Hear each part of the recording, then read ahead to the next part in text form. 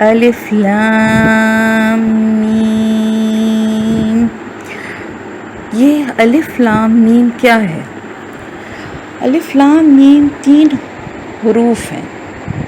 الف الگ پڑھا جاتا ہے، لام الگ اور میم الگ. یعنی اس کو ہم علم نہیں پڑھ سکتے، ہمیں اسے اسی طرح الگ الگ پڑھنا ہے. اور قرآن کی تلاوت میں آپ کو پتہ ہے کہ اللہ تعالیٰ ایک ایک حرف کے بدلے 10 نیکی دیتا ہے، کا ثواب دیتا ہے. تو وہ الف لام میم پورا جو ہے وہ ایک حرف نہیں ہے، بلکہ الف الگ ہے، لام الگ ہے اور میم الگ ہے. الف لام میم کو حروف مقطعات کہا جاتا ہے. مقطعات کا کیا مطلب ہوا؟ قطع کرنے والے. قطع کیا ہوتا ہے؟ کہتے ہیں نا قطع تعلق کر لیا، یا کپڑا قطع کر دیا، کاٹنا، ٹکڑے ٹکڑے کرنا. تو مقطعات اس لیے کہتے ہیں کہ ایک حرف کے، ایک لفظ کے ٹکڑے کیے گئے ہیں، ان کو حرف پر حرف پڑھا جا رہا ہے، اس لیے مقطعات کہتے ہیں. اب ان کے معنی کیا ہیں؟ ان کے معنوں کے بارے میں کئی ہمیں روایات اور کئی ہمیں مکتبہ فکر کے نظریے ملتے ہیں.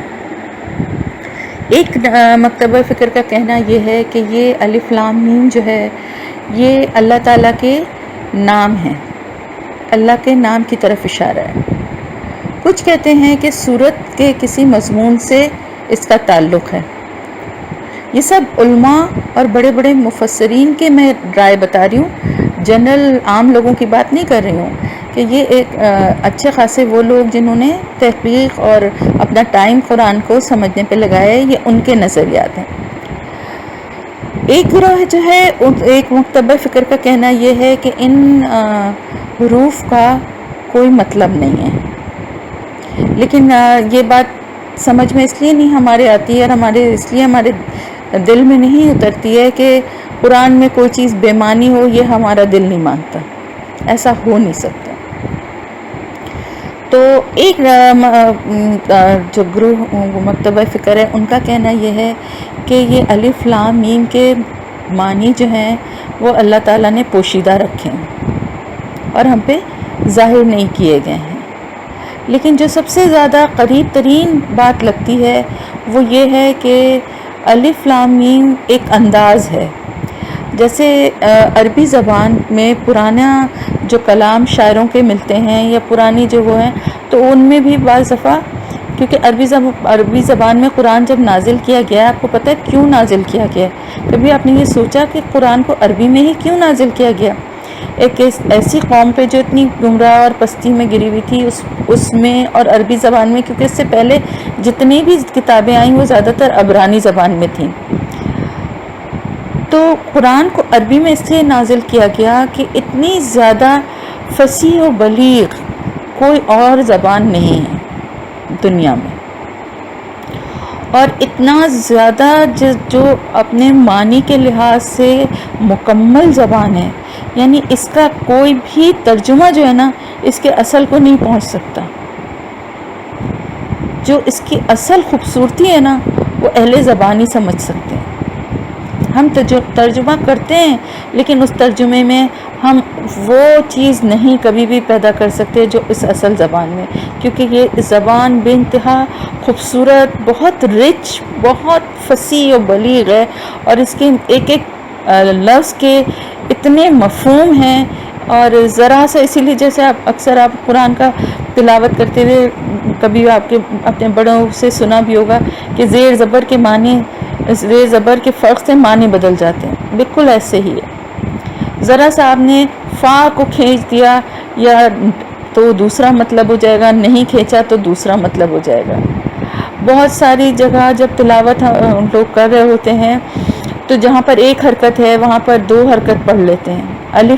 الف نہیں ہے، صرف زبر ہے لیکن اس کو الف کے ساتھ پڑھ لیتے ہیں، یا الف ہے تو اس کو الف نہیں پڑھتے، صرف زبر کی حرکت کے ساتھ پڑھ لیتے ہیں. تو یہ اس سے بالکل مفہوم بدل جاتا ہے عبارت کا. یعنی یہ زبان اتنی پیاری ہے کہ اس کو بڑی محبت سے سیکھنا چاہیے، ٹائم دینا چاہیے. انشاءاللہ تعالیٰ میں تجوید کا بھی تھوڑا سا شروع کروں گی تاکہ ہم اپنی تھوڑی سی اصلاح اس میں بھی کر لیں. تو کہنے کا مقصد یہ ہے کہ یہ الف لام میم کے بارے میں یہ کہا جاتا ہے کہ اس دور میں جو شاعری یا جو زبان استعمال کی جاتی تھی، ایک لٹریچر کی زبان جو ہوتی ہے نا، جو ادب کی زبان ہوتی ہے، ادبی جو کتابیں اور شاعری جس زبان میں ہو رہی ہوتی ہے نا، وہ زبان ایک الگ ہوتی ہے اور عام بولنے والی زبان الگ ہوتی ہے. تو قرآن جو ہے وہ اس رچ زبان میں ہمارے پر نازل ہوا ہے. تو وہ اس دور میں جو انداز تھا وہ یہی تھا. تو اس کے مفہوم بھی تھے جو اس دور میں لوگوں کو سمجھ میں بھی آتے تھے، کیونکہ اگر یہ اس وقت بھی سمجھ میں نہ آ رہے ہوتے تو صحابہ اکرام میں سے کوئی نہ کوئی تو پوچھتا نا ضرور. جب اتنے سوالات کیے جاتے تھے تو حضور صلی اللہ علیہ وسلم سے یہ سوال بھی کیا جاتا کہ یہ الف لام میم کا کیا مطلب ہے، یا آگے اور بھی اس طرح سے آئیں گے تو ان کا کیا مفہوم ہے اور یہ کیوں اس طرح سے آیت کے شروع میں ہے. لیکن کسی نے کبھی ایسا سوال کیا نہیں. اس کا مطلب ہے کہ وہ لوگ اس کو سمجھتے تھے. دوسری بات یہ ہے کہ یہ جو الف لام میم ہے نا، یہ ایک انداز تخاطب ہے، یعنی لوگوں کو متوجہ کرنے کا بھی ایک انداز ہے. اور قرآن جو ہے جب نازل ہوا تھا تو بڑے بڑے اعلیٰ پائے کے شاعر اور بہت ہی فصیح و بلیغ شاعری عرب میں ہوا کرتی تھی، اور ان سب کو قرآن نے چیلنج کیا. اللہ تعالیٰ نے قرآن کے ذریعے چیلنج کیا. پہلے یہ ہمیں 2-3 جگہ قرآن میں اس کا ذکر آگے انشاءاللہ ملے گا کہ ایک سورت اس کی طرح کی لے آؤ، پھر چند آیتیں لے آؤ. آخر میں اللہ تعالیٰ نے یہاں تک چیلنج کیا کہ ایک آیت لے آؤ. اگر تم سمجھتے ہو اپنے آپ کو کچھ تو ایک آیت لے آؤ. عرب کا ایک بہت مشہور اور بہت بڑا شاعر تھا جس کو بڑا اپنے کلام پہ اور اپنی زبان پہ بڑا غرور بھی تھا اور بڑا ناز تھا اس کو کہ میرے جیسا کوئی فصیح و بلیغ شاعر نہیں ہے. تو جب قرآن کا یہ چیلنج، یہ سورہ کوثر جو ہے، انا اعطیناک الکوثر فصلی لربک وانحر ان شانئک ھو الابتر، یہ لگا دی گئی خانہ کعبہ پہ چیلنج کے طور پہ کہ اس کے آگے ایک لائن جو ہے نا آپ اضافہ کر دیجیے. بہت عرصے تک وہ سر مارتا رہا، بہت اس نے کوشش کی، اور آخر میں وہ چوتھا مصرع جو ہے وہ اس کا بنا کر لایا. تو وہ کیا لایا؟ انا لہذا کلام البشر، یہ کسی انسان کا کلام ہو ہی نہیں سکتا. تو اس وجہ سے یہ بات زیادہ دل کو لگتی ہے کہ یہ اس دور کے شاعروں اور وہ جو اپنے آپ یہ سمجھتے تھے نا کہ آپ صلی اللہ علیہ وسلم کو نعوذ باللہ کوئی جن جو ہے وہ آ کے یہ کلام دے کے چلا جاتا ہے، یا کہیں سے سن کر آپ آ جاتے ہیں، یا کوئی تو اللہ کا کلام تو وہ سمجھتے نہیں تھے نا. تو یہ ایک ان لوگوں کو عاجز کرنے کے لیے بھی اللہ تعالیٰ کی طرف سے تھا کہ اگر تم اس کا کوئی جواب لا سکتے ہو تو لاؤ. اور الف لام میم کہتے ہی مطلب دیکھیں، آپ سورج شروع ہو رہی ہے اور الف لام میم جیسے ہی آپ پڑھتے ہیں تو آپ ایک دم آپ کی جو سن رہا ہے اس کی توجہ بھی فوراً ایک انیوژول چیز کی طرف جیسے آپ کہتے ہیں نا میں گر گئی، کوئی متوجہ ہوا، ہائے میں گر گئی، ہر ایک مڑ کے دیکھے گا نا ارے کون گر گیا کیا. تو یہ ایک انداز تخاطب بھی ہے، یہ آپ کو کیا قرآن کی طرف لوگوں کو متوجہ کرنے کا بھی ایک اشارہ یا ایک انداز ہے. اللہ کا کلام ہے، اللہ زیادہ بہتر جانتا ہے. جو تفاسیر میں اور جو مختلف لوگوں کی علماء کی جو رائے تھیں وہ سب میں نے آپ کے آگے پیش کر دی ہیں. ان میں سے کوئی بھی میری ذاتی رائے نہیں ہے، یہ سب علماء کی ہے. لیکن یہ بھی میں نے آپ کو بتا دیا کہ سب سے زیادہ جو دل کو لگنے والی بات ہے وہ کیا ہے. ٹھیک ہے. الف لام میم ذالک الکتاب لا ریب فیہ. ذالک کا مطلب کیا ہے؟ یہاں پر پھر ایک عربی زبان کا اسلوب آ گیا. ذالک عربیوں کا ایک خاص انداز تھا بات کو مطلب بیان کرنے کا. کسی چیز کی اہمیت یا اس کی عظمت یا اس کی بڑائی کو بتانے کے لیے بے شک وہ چیز سامنے رکھی ہو لیکن وہ اس کو یہ کے بجائے وہ کہتے تھے. किस तरह? जिस तरह से हम आप और तुम कहते हैं ना, किसी की इज्जत या कोई हमसे बड़ा हो तो हम उसको तुम नहीं आप कहते हैं, होता तो वो भी तुम ही है लेकिन हम उसको आप कहते हैं। बिल्कुल एग्जैक्टली यही अंदाज जो है अरबों का था कि कोई चीज़ जिसकी वो अहमियत बताना चाह रहे हों या जिसकी कोई अज़मत बताना चाह रहे हों, बड़ाई बताना चाह रहे हों, तो वो चीज़ अगर सामने उनके है तो फिर भी वो उसको ये किताब नहीं कहेंगे बल्कि वो किताब कहेंगे। पहली तो इसकी बात ये आ गई। दूसरी बात ये है कि ये एक ख़ास किताब है, अल किताब, सिर्फ किताब नहीं है। तो जब ख़ास किताब है तो उस ख़ास किताब के लिए उन्होंने वो इस्तेमाल किया है। अच्छा, वो क्यों इस्तेमाल किया है ये मैंने आपको बता दिया कि उसकी अज़मत और बड़ाई के लिए।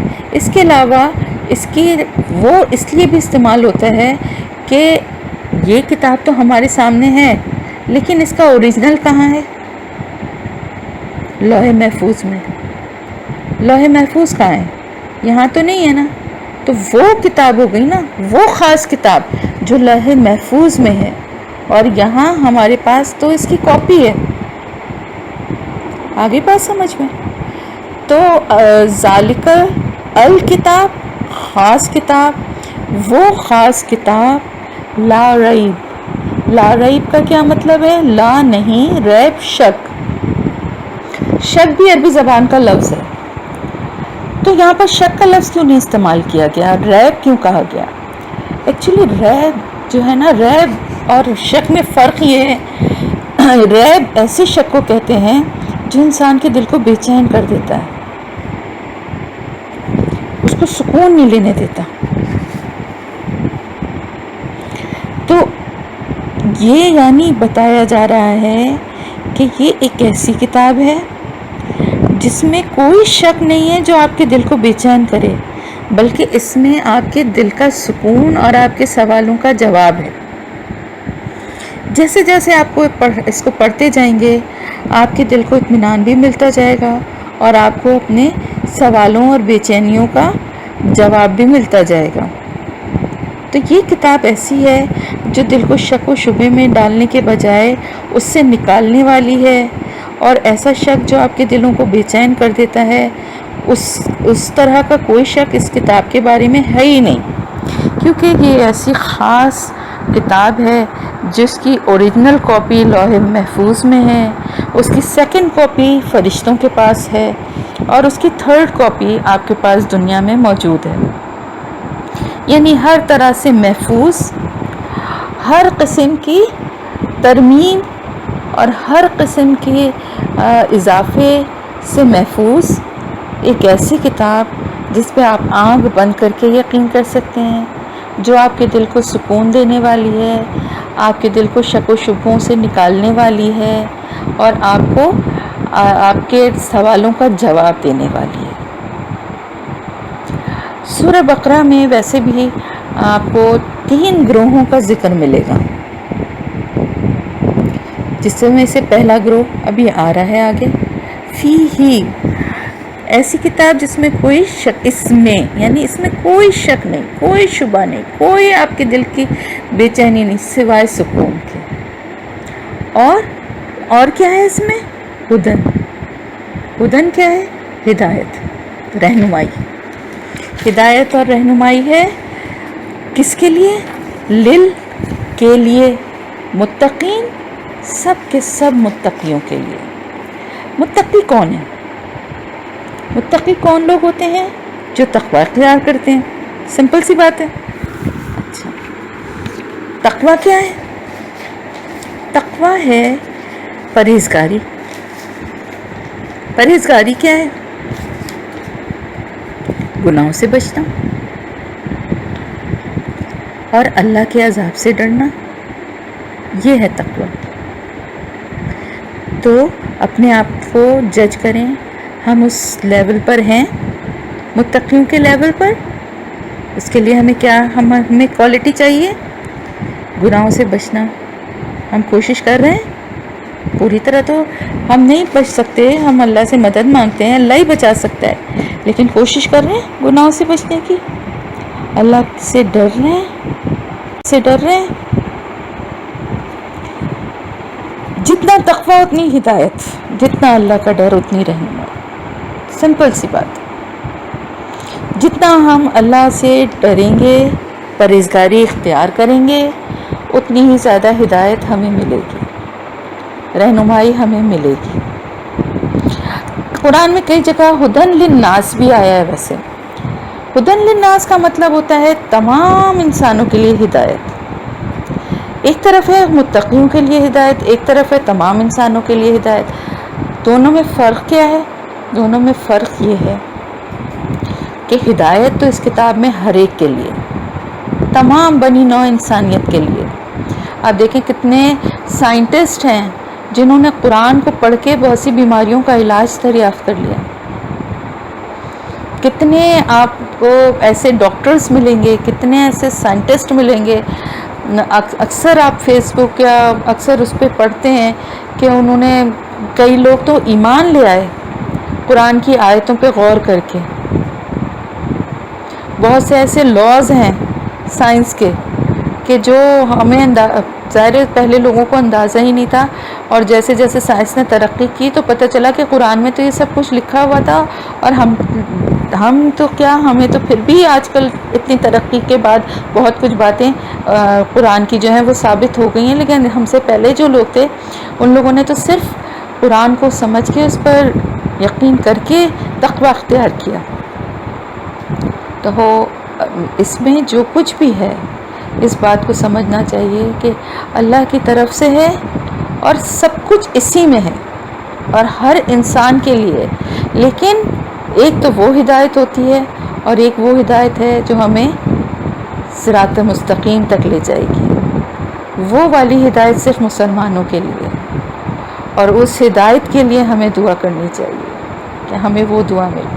اور وہ دعا کریں گے تو ہم پھر متقی بننے کی کوشش کریں گے، اور جب ہم تقوی اختیار کریں گے تو ہم پھر اس راستے پہ چلنے والے بنیں گے جو ہمیں کہاں لے جائے گا. آگے ہمیں پتہ چلتا ہے کہ وہ متقیوں کو وہ راستہ کہاں لے کے جاتا ہے. سورہ فاتحہ کو ہم نے جب پڑھا تھا تو ہم نے دعا کی تھی نا کہ اللہ تعالیٰ تو ہمیں سیدھے راستے پہ چلا، اور ان لوگوں کے راستے پہ چلا جن پر تو نے انعام کیا، اور ان لوگوں کے راستے سے بچا جن پہ تو نے غضب نازل کیا، جو گمراہ ہو گئے. جیسے ہی ہم نے یہ دعا مانگی ہے اور ہم نے الف لام میم سورہ بقرہ جیسے ہی ہم نے شروع کی، اللہ نے ہماری دعا کا جواب دے دیا کہ یہ کتاب جو ہے اس میں کوئی شک نہیں ہے اور یہ ہدایت دے گی متقیوں کو. لیکن دے دیا نا، اللہ نے فوراً جواب دیا ہماری دعاؤں کو.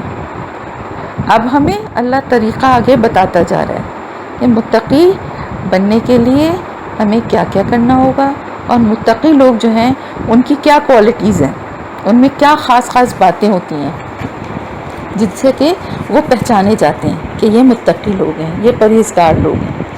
سب سے پہلی بات یہ ہے کہ وہ ایمان لاتے ہیں غیب پر. غیب پر کیا ایمان لانا ہوتا ہے؟ غیب تو بہت کچھ غیب ہے. ہم اپنے گھر میں بیٹھے ہیں، گھر کے باہر کی ہر چیز غیب ہے، ملک کے باہر کی ہر چیز غیب ہے. کوئی ہمیں خبر دیتا ہے کہ جی فلاں جگہ یہ ہنگامہ ہو گیا ہے، ہم کہتے ہیں ہم تو نہیں مانتے، کوئی نہیں ہوا ہے، ایسے ہی جھوٹ بول رہے ہیں. تو ہمارا ایمان کیا اس سے ختم ہو جائے گا؟ ہم غیب پہ ایمان نہیں لائے؟ نہیں. بالغیب پھر الغیب ہے جس کے ساتھ ب ملا دیا گیا ہے. الغیب خاص غیب. کون سا خاص غیب؟ جو اللہ کی طرف سے ہے. اس غیب میں کیا کیا آتا ہے؟ اس غیب میں سب سے پہلے تو اللہ تعالیٰ آتا ہے. ہم نے تو نہیں دیکھا ہے نا، لیکن ہمارا ایمان ہے. پھر فرشتے آتے ہیں، پھر آخرت کا دن، جنت دوزخ، قبر کا عذاب، اچھی بری تقدیر. یہ ایمان مجمل اور ایمان مفصل میں ہم پڑھتے ہیں نا आमन्तु बिल्लाहि व रसूलिही व कुतुबिही, ये सब पढ़ते हैं ना, अल्लाह पर, अल्लाह के रसूलों पर, अल्लाह की किताबों पर, अल्लाह के फरिश्तों पर, क़यामत के दिन पर, अच्छी और बुरी तकदीर पर, इन सब पे ईमान जो है ना, ये बिलगाइब है, ये ईमान की शर्त है। और किसी की बताई हुई कोई और गैब की बात पे आप यकीन करें या ना करें, वो आपके ईमान को कोई नुकसान नहीं पहुंचाएगी। लेकिन जो कुछ अल्लाह ताला ने और उसके रसूल ने आपको तालीमात दी हैं और उन पे यकीन बग़ैर देखे, हमारा है ना अल्हम्दुलिल्लाह अल्लाह पे यकीन, अल्लाह का शुक्र एहसान, अल्हम्दुलिल्लाह हमें पता है कि अल्लाह हर जगह मौजूद है, अल्लाह हमारी रगे जान से ज़्यादा करीब है, अल्लाह हमारे हर अमल और हमारी हर नियत और हमारी हर सोच और ख़्याल तक उसकी रसाई है। वो बातें जो हमारे दिल और दिमाग में हमें खुद भी नहीं अभी पता चलती हैं और हम खुद भी नहीं समझ पाते, वो भी अल्लाह को पता है, और आगे क्या होना है वो भी अल्लाह को पता है, पहले जो हो चुका है वो भी अल्लाह को पता है। तो ये है गैब पर ईमान। फिर फरिश्तों पर, अल्लाह की मखलूक हैं फरिश्ते, उन पर ईमान। फिर क़यामत का दिन, रोज़ जज़ा व सज़ा, उस पे ईमान। फिर इसके बाद जन्नत और दोज़ख पे ईमान। इसके साथ साथ अच्छी और बुरी तकदीर कि वो भी अल्लाह ही की तरफ से है, इस पर ईमान। ये सब कुछ क्या है? ईमान बिलग़ैब। तो ईमान, सबसे पहले मुत्तकी होने की क्या शर्त है? कि वो ईमान लाते हैं, ईमान रखते हैं गैब पर, सबसे पहली बात। फिर दूसरी बात क्या है? यक़ीमुन्नस्सलाह।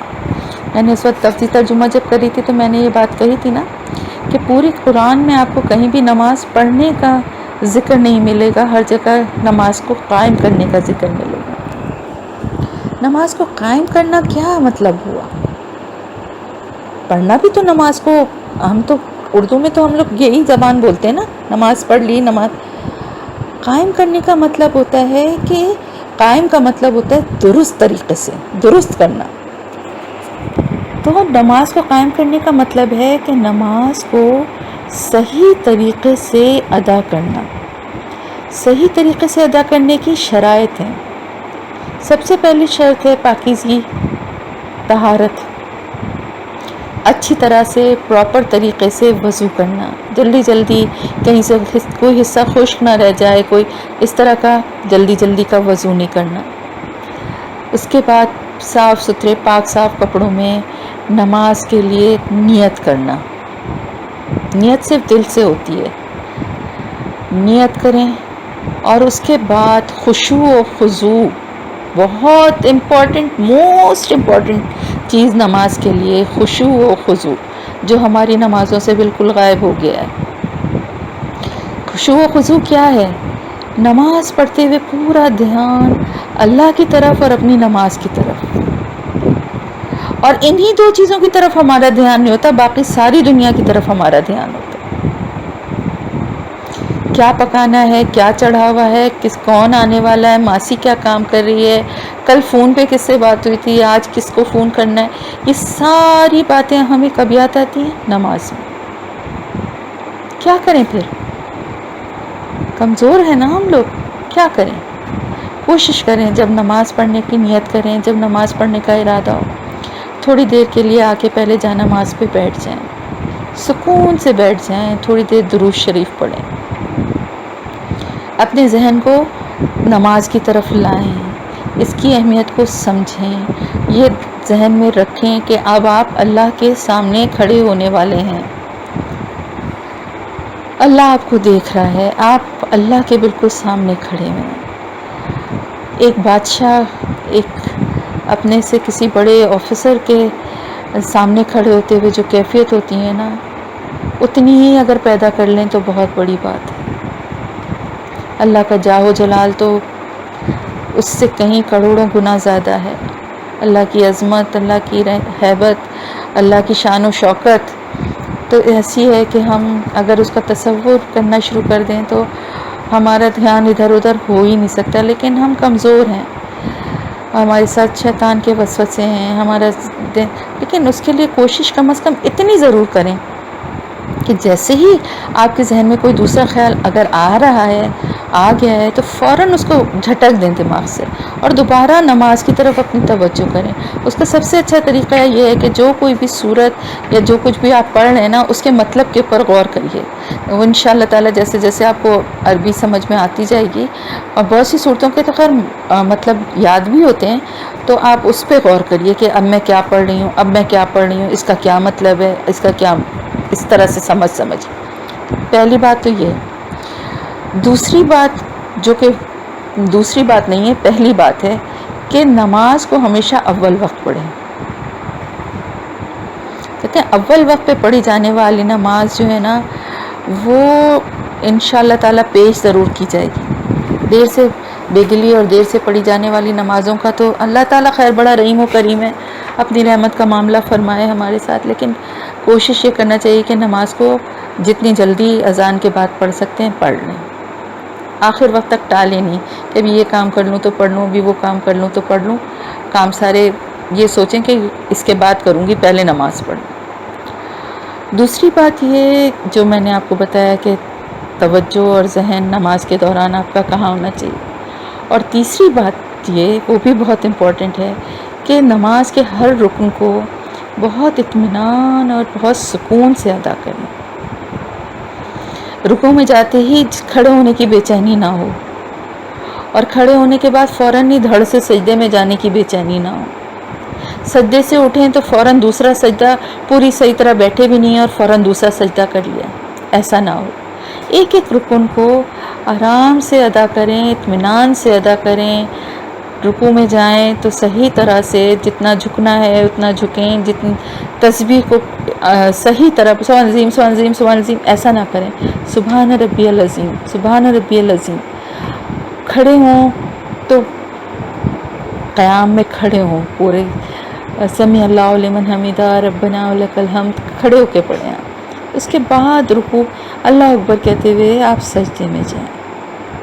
سجدے سے اٹھیں، سجدہ پوری طرح پراپر کریں. آپ کی ناک اور آپ کی پیشانی زمین سے ٹچ ہونی چاہیے اور پورے پراپر سبحان ربی العظیم کے الفاظ آپ کے منہ سے نکلنے چاہیے. اور اس کے بعد پھر آپ جب اٹھیں تو آپ پورا سیدھی آپ کی پشت ہونی چاہیے اور آپ صحیح طرح بیٹھیں اور اس کے بعد توقف کر کے پھر آپ جائیں سجدے میں. تھوڑی سی ڈیٹیل ہو گئی لیکن میں چاہ رہی تھی کہ نماز کے حوالے سے بھی اس بات کو تھوڑا میں بتانا چاہتی. تو یہ ہوگا نماز کو قائم کرنا.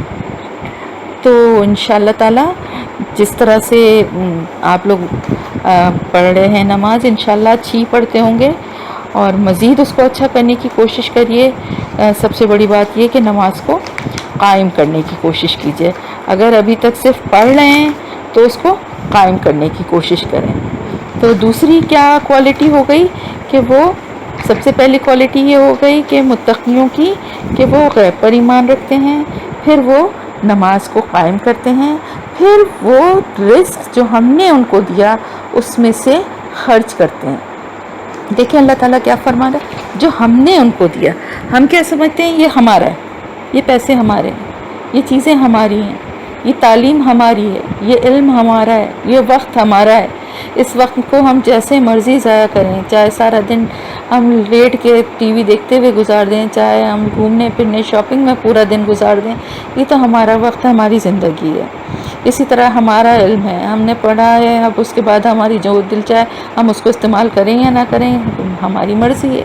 اسی طرح پیسہ ہے تو یہ ہمارا ہے، اگر ہم خرچ بھی کر رہے ہیں تو ہم اپنی مرضی سے کر رہے ہیں، ورنہ ہم کیوں کریں. لیکن اللہ تعالیٰ کیا فرماتا ہے. اچھا ایک بات اور کلیئر کر دوں، رزق اردو زبان میں ہم رزق سے مطلب لیتے ہیں کھانے پینے کا سامان، رزق سمجھتے ہیں. لیکن عربی زبان میں نے آپ کو بتایا نا بہت وسیع مفہوم رکھتی ہے، بعض الفاظ کے تو بہت ڈیٹیلڈ میننگ ہوتے ہیں. تو یہاں پر رزق سے مراد اللہ کی تمام وہ نعمتیں ہیں جو اللہ نے ہمیں دی ہیں. یعنی اگر اس نے ہمیں علم دیا ہے، اگر اس نے ہمیں صحت دی ہے، وقت دیا ہے، مال دیا ہے، جو کچھ بھی دیا ہے یہ سب رزق ہے. تو اس سب کو میں سے وہ انفاق، نفق، نون فے قاف ہے اس کا روٹ ورڈ، یعنی خرچ کرنا. تو جو کچھ ہم نے دیا ہے رزق، جو کچھ بھی ہم نے اپنی نعمتیں دی ہیں ان میں سے وہ خرچ کرتے ہیں. یعنی اگر ہم نے ان کو پیسہ دیا ہے تو وہ اس پیسے میں سے ہم مطلب دوسروں کے اوپر خرچ کرتے ہیں، اللہ کے دیے ہوئے مال سے لوگوں کے اوپر خرچ کرتے ہیں. اگر ہم نے انہیں علم دیا ہے تو وہ لوگوں تک علم پہنچاتے ہیں. اگر ہم نے ان کو دیکھیں، ہر ایک کو اللہ نے الگ صلاحیتیں دی ہیں. کسی کو اچھا پڑھنے کی، کسی کو اچھا بولنے کی، کسی کو اچھا لکھنے کی، کسی کو کا دماغ بہت اچھا ہے، کسی کی رائٹنگ بہت اچھی ہے. تو اگر اللہ نے کوئی بھی اچھی آپ کو صلاحیت دی ہے، کوئی بھی اچھی اللہ تعالیٰ نے آپ کو صلاحیت دی ہے، آپ سوچیں، اپنا خود جائزہ لیں کہ اللہ نے آپ کو کیا صلاحیت دی ہے جو دوسروں سے زیادہ آپ کے پاس ہے. اس میں سے آپ خرچ کریں. پیسے کے علاوہ پیسہ اللہ تعالیٰ نے الحمدللہ سب کو دیا ہے اور یقیناً سب اللہ کی راہ میں خرچ بھی کرتے ہیں، لیکن آپ اپنی صلاحیتوں کا بھی جائزہ لیجیے. اللہ نے آپ کو کیا کیا صلاحیتیں دی ہیں اور آپ اللہ کی راہ میں اس کو کس طرح خرچ کر سکتے ہیں.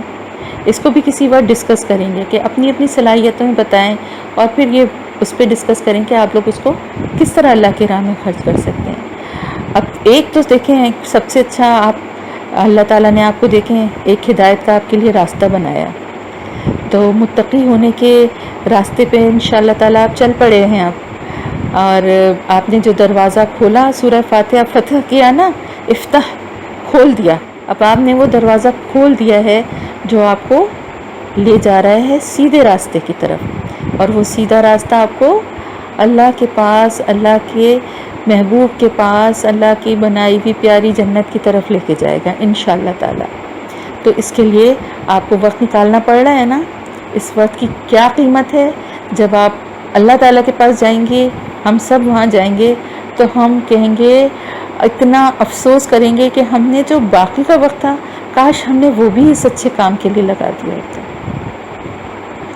تو کم از کم جتنا وقت دے سکتے ہیں اتنا دیں، اور یہ سمجھ کے دیں کہ اللہ نے آپ کو اگر صحت تندرستی دی ہے، زندگی دی ہے، ایمان دیا ہے، تو اللہ نے اتنی نعمتیں دی ہیں، تو اللہ کے لیے آپ کو تھوڑا سا وقت نکال رہے ہیں، اپنی اصلاح کر رہے ہیں. اس میں بھی دیکھیں اللہ کی دی ہوئی نعمتوں کو آپ خرچ کرتے ہیں نا، اللہ کتنا رحیم و کریم ہے، اس پہ بھی ثواب آپ کو ہی مل رہا ہے. دیا کس نے؟ اللہ نے. اور وہ ہم سے کہہ رہے ہیں خرچ کرو دوسروں پہ، ہم خرچ کر رہے ہیں اور ثواب ہمیں دے رہا ہے. ایسا ہوگا کوئی اللہ کے سوا؟ کسی کی دی ہوئی کوئی چیز اگر ہم کسی کو دے دیں تو اس کو چین نہیں آئے گا جب تک وہ ساری دنیا کو بتانے دی میں نے دیا تھا یہ اس کو، جو آپ کو دیا ہے نا اس نے، میں نے اس کو دیا تھا، میں نے اسے کہا تھا دے دو. ایسے ہی ہوتا ہے نا، دل کو بے چینی لگی ہوتی کہ اس کی تعریف نہ ہو جائے گی. لیکن یہ اللہ ہی ہے، بے نیاز، غنی، کسی چیز کی اس کو ضرورت نہیں ہے.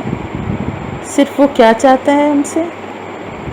ہماری ہی بھلائی چاہتا ہے، ہمیں ہی جہنم کی آگ سے بچانا چاہتا ہے، ہمیں ہی جنت کی طرف لے جانا چاہتا ہے.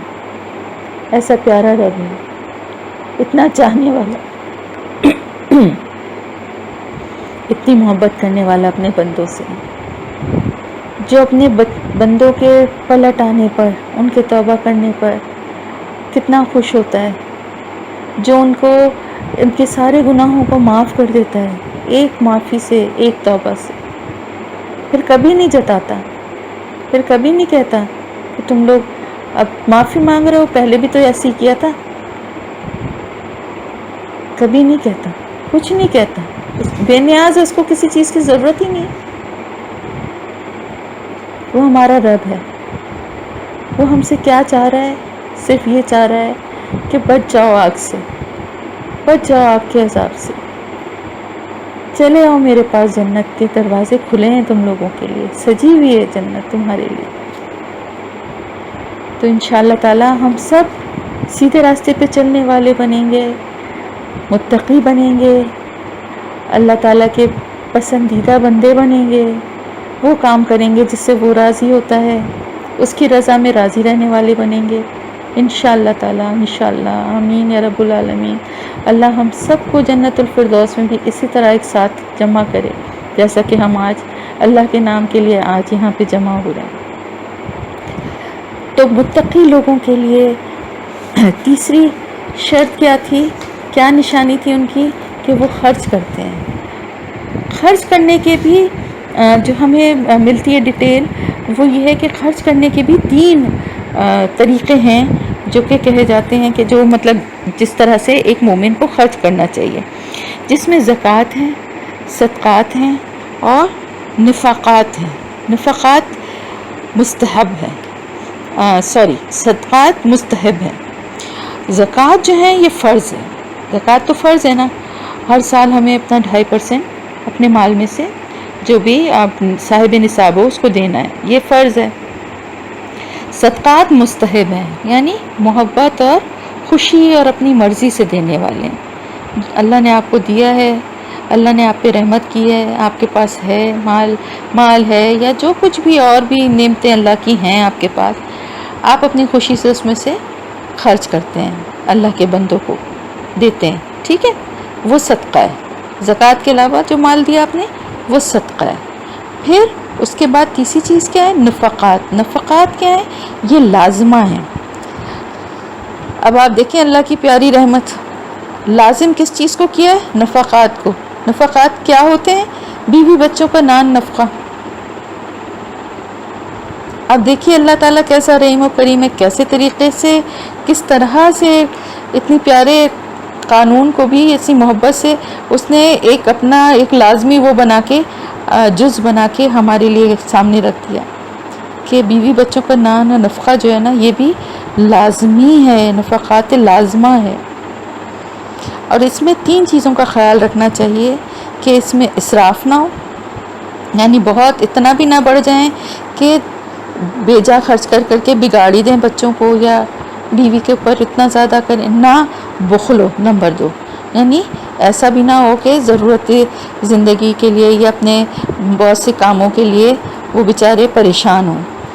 اور نمبر 3 یہ ہے کہ اعتدال کے ساتھ خرچ کرنا، یعنی دین اسلام ہے ہی اعتدال پہ، اس میں کسی بھی چیز کی طرف ایکسٹریمزم نہیں ہے۔ تو اپنے بیوی بچوں کا نان و نفقہ جو ہے وہ بھی دینا جو ہے وہ اسی میں آ جاتا ہے۔ کس میں آ جاتا ہے؟ جو رزق دیا ہے اللہ نے اس کو خرچ کرنے میں۔ اب یہ بھی ہو گیا، یہ کام بھی ہو گیا کہ بھائی ایمان بالغیب ہو گیا، نماز قائم کر لی، اللہ کے دیے ہوئے رزق میں سے خرچ کرنے والے بھی بن گئے۔ اب باقی کیا ہے؟ باقی یہ ہے کہ ایمان لائے کس پر؟ ان چیزوں پر ایمان لائے جو کہ آپ صلی اللہ علیہ وسلم کی طرف نازل کی گئی۔ وہ کیا چیزیں جو آپ صلی اللہ علیہ وسلم کی طرف نازل کی گئی؟ قرآن، بیسیکلی تو قرآن ہی ہے، لیکن آپ صلی اللہ علیہ وسلم کی طرف کچھ اور بھی احکامات یا کچھ اور بھی باتیں حضرت جبرائیل علیہ السلام، اور بعض دفعہ آپ صلی اللہ علیہ وسلم کے دل پہ بھی کچھ القاء ہوا کرتی تھیں جو کہ حدیث میں جس کی تفصیل ہمیں ملتی ہے، اور وہ جو قرآن میں جو احکامات ہیں حدیث بھی اسی کی تشریح کرتی ہے، وضاحت کرتی ہے۔ تو ان سارے جس طرح قرآن اور حدیث دونوں چیزیں جو ہیں وہ اللہ کی طرف سے، حدیث کی جو چیزیں ہیں نا وہ بھی اللہ کی طرف سے جو کچھ آپ پہ نازل کیا گیا اسی کی تشریح اور وضاحت ہے۔ تو ان پر بھی ایمان رکھنا جو آپ صلی اللہ علیہ وسلم پر نازل کیا گیا، اور اس پر بھی ایمان رکھنا جو آپ صلی اللہ علیہ وسلم سے پہلے نازل کیا گیا۔ وہ کیا ہے؟ وہ قرآنی کتابیں ہیں، انجیل، زبور، تورات، بلکہ ترتیب سے تورات، زبور اور انجیل، اور صحیفے مختلف، بعض پیغمبروں پہ صحیفے بھی نازل ہوئے تھے، موجود تو وہ نہیں ہیں لیکن ہمارا ایمان ہے اس بات پر کہ اللہ تعالیٰ کی طرف سے کل 4 کتابیں نازل ہوئی ہیں قرآن کو ملا کے، اور مختلف پیغمبروں پہ صحیفے بھی نازل ہوئے ہیں، جس میں سے کوئی بھی اب اپنی اصلی حالت میں موجود نہیں ہے، سب میں ان کے ماننے والوں نے چینجز کر دیے ہیں، ترمیم کر دی ہیں، سوائے قرآن کے۔ اور انشاءاللہ تعالیٰ یہ اللہ کا وعدہ ہے کہ قرآن جو ہے وہ قیامت تک اپنی اصلی حالت میں ہی رہے گا۔ اور ان سب کے ساتھ ساتھ یعنی ایمان لاتے ہیں جو آپ صلی اللہ علیہ وسلم پہ نازل کیا گیا، جو آپ صلی اللہ علیہ وسلم سے پہلے نازل کیا گیا، اور آخرت پر وہ یقین رکھتے ہیں. کیونکہ دیکھیں جب تک آخرت پہ یقین نہیں کی جائے گی نا، نہیں رکھا جائے گا، تو اس وقت تک انسان کبھی بھی ذمہ دار نہیں بنے گا، کبھی بھی وہ اپنے عمل کے بارے میں فکر نہیں کرے گا. بالکل ایگزیکٹلی ایسے ہی کہ اگر آپ کو یہ نہ پتہ ہو کہ ٹیسٹ ہے تو آپ یاد نہیں کریں گے.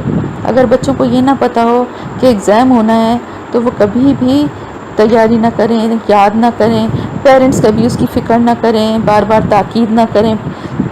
تو یہ سب کس لیے ہوتا ہے کہ ایک امتحان کا خوف ہوتا ہے. تو اسی طرح سے آخرت پہ جب ہم یقین ہمارا ہوگا کہ آخرت پہ قیامت کے دن سب دوبارہ سے زندہ ہوں گے، اور پھر وہاں پر جو ہے وہ فیصلہ ہوگا، اور اس کے بعد جو بھی فیصلہ ہوگا جنت اور جہنم جو اللہ تعالیٰ نے بنائی ہیں تو وہ ہمیشہ کا ہوگا. وہ ہمیشہ جو ہے نا اس کی ہمیں اینڈ ہمیں پتہ نہیں ہے. اس ہمیشہ کا مطلب بھی ہم نہیں سمجھتے. اس دنیا کا ہمیشہ جو ہے نا اس کا قیامت کے ہمیشہ سے کوئی تعلق نہیں ہے. وہ ایسا ہمیشہ ہے کہ جو کبھی بھی نہیں ختم ہوگا. دنیا کا ہمیشہ تو کبھی تو ختم ہوتا ہے نا، یا تو ہمیشہ ختم ہوگا یا انسان ختم ہوگا، لیکن وہاں نہ انسان ختم ہوں گے نہ ہمیشہ ختم ہوگا. تو اس لیے اس کا خوف ہمارے دل میں ضرور ہونا چاہیے، اور یقیناً ہے. تو اس پر یقین ہے. اگر اس پہ یقین ہے تو بے خوف و بے فکر نہیں ہو سکتے دنیا میں. بھول سکتے ہیں وقتی طور پہ، پھر یاد کریں، لیکن اس پہ یقین تو سب کا ہے. تو اس کا جس کے یقین بھی ہونا بہت ضروری ہے، کیونکہ بہت سے لوگ تو اس کا قائل ہی نہیں ہیں. کہتے ہیں جی اللہ تو بڑا رحیم و کریم ہے، سب کو بخش دے گا، سارے مسلمانوں کو ایسے ہی لے جائے گا. یقیناً انشاءاللہ تعالی اللہ سے اچھا گمان رکھنا چاہیے، لیکن اس سوچ کے ساتھ گمراہی اور برائی کے راستے پہ چلنا یہ تو صحیح بات نہیں ہے نا. یہ تو اللہ کی رحمت سے بعید ہے. تو دیکھیں بس قیامت کے آخرت کا جو یقین ہے وہ ہمارے ایمان کا ایک بہت بڑا حصہ ہے. تو متقی لوگوں کی اب ہم نے نشانیاں اور دیکھ لی، اور اب ہم انشاءاللہ تعالی کوشش کریں گے کہ ان چیزوں کو ہم اپنے اوپر اپلائی کریں اور دیکھیں کہ ہم کس حد تک کرتے ہیں اور کس حد تک ہم نہیں کر رہے، تو اب ہم کریں انشاءاللہ. آگے ہے اولئک علی ھدی من ربہم، یعنی یہی لوگ ہیں جو کہ ہدایت پر ہیں اپنے رب کی طرف سے. وَأُولَئِكَ هُمُ الْمُفْلِحُونَ، اور یہی لوگ ہیں جو کہ فلاح پانے والے ہیں. یعنی جن کو ہدایت مل گئی نا تو فلاح تو پھر انہی کی ہے. کامیابی، فلاح کہتے ہیں کامیابی کو فلاح کہتے ہیں. ویسے عربی زبان میں فلاح کہتے ہیں کسان کو. تو مفلحون سے یہاں پر یہ بھی مطلب ہے کہ جس طرح کسان سخت محنت اور دھوپ اور گرمی کی تمازت کو جھیلتا ہے، اپنی فصل کے لیے دن رات جاگ کے محنت کر کے اس کی حفاظت کر کے پھر اس اسٹیج پہ پہنچتا ہے فصل کاٹنے کی، اور پھر اس کے بعد اس کے فائدے اٹھاتا ہے نا، اسی طرح ایک متقی بھی ان ساری باتوں پہ عمل کرتا ہے، اور اس میں جو مشکلات اس کو پیش آتی ہیں ان کو جھیلتا ہے، اور اس کو کوشش کرتا ہے کہ اللہ کے بتائے ہوئے راستے پہ چلتا رہے. اللہ تعالیٰ اس کے لیے پھر آسانیاں بھی کرتا ہے، اور پھر اسی کے لیے پھر انہی لوگوں کو اللہ تعالیٰ کی طرف سے ہدایت بھی ملتی ہے، اور وہی لوگ پھر فلاح پاتے ہیں. جس طرح کسان آخر میں اپنی کھیتی کو کاٹ کے اور اس کا پھل اس کو ملتا ہے، اسی طرح انشاءاللہ تعالیٰ اس دنیا میں جو ہم لوگ جب ان سب باتوں پر عمل کریں گے تو اللہ کی ہدایت ہمیں ملے گی، اور آخرت میں انشاءاللہ تعالیٰ ہم اپنے نیک عمل کا پھل جو ہے وہ پائیں گے اللہ تعالیٰ کی طرف سے. اللہ تعالیٰ ہم سب کو ان باتوں پہ عمل کرنے والا بنائے، اور اللہ تعالیٰ آخرت کے مراحل ہم سب کے لیے آسان فرمائے، اور جو کچھ بھی غلطی یا کمی کوتاہی مجھ سے بتانے میں اور آپ لوگوں سے پڑھنے میں ہو، اللہ اپنی رحمت سے اس کو درگزر فرمائے. اللہ تعالیٰ اس راستے پہ چلنا ہمارے لیے آسان فرمائے، اور ہمارے پڑھنے میں ہمیں جو مشکلات ہوتی ہیں اللہ اس کا ہمیں بہترین اجر عطا فرمائے، اور ہمیں مستقل مزاجی سے ثابت قدمی سے اس راستے پہ چلنے والا بنائے.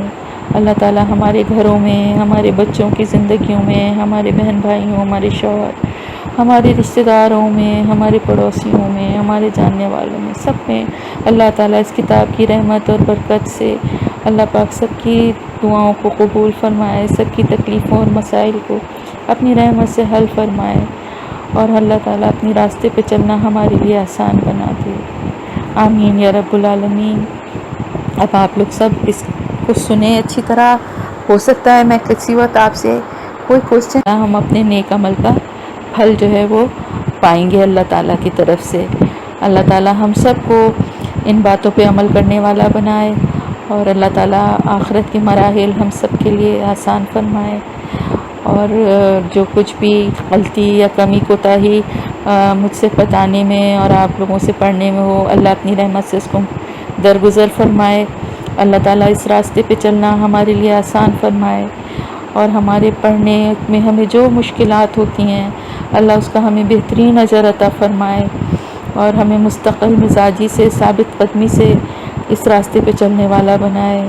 اللہ تعالیٰ ہمارے گھروں میں، ہمارے بچوں کی زندگیوں میں، ہمارے بہن بھائیوں، ہمارے شوہر، ہمارے رشتہ داروں میں، ہمارے پڑوسیوں میں، ہمارے جاننے والوں میں، سب میں اللہ تعالیٰ اس کتاب کی رحمت اور برکت سے اللہ پاک سب کی دعاؤں کو قبول فرمائے، سب کی تکلیفوں اور مسائل کو اپنی رحمت سے حل فرمائے، اور اللہ تعالیٰ اپنی راستے پہ چلنا ہمارے لیے آسان بنا دے۔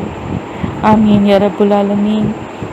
اب آپ لوگ سب اس کو سنیں اچھی طرح، ہو سکتا ہے میں کسی وقت آپ سے کوئی کوشچن بھی اس سے ریلیٹڈ کر سکتی ہوں، تو آپ لوگ غور سے یہ تفسیر کو بھی سنا کیجیے۔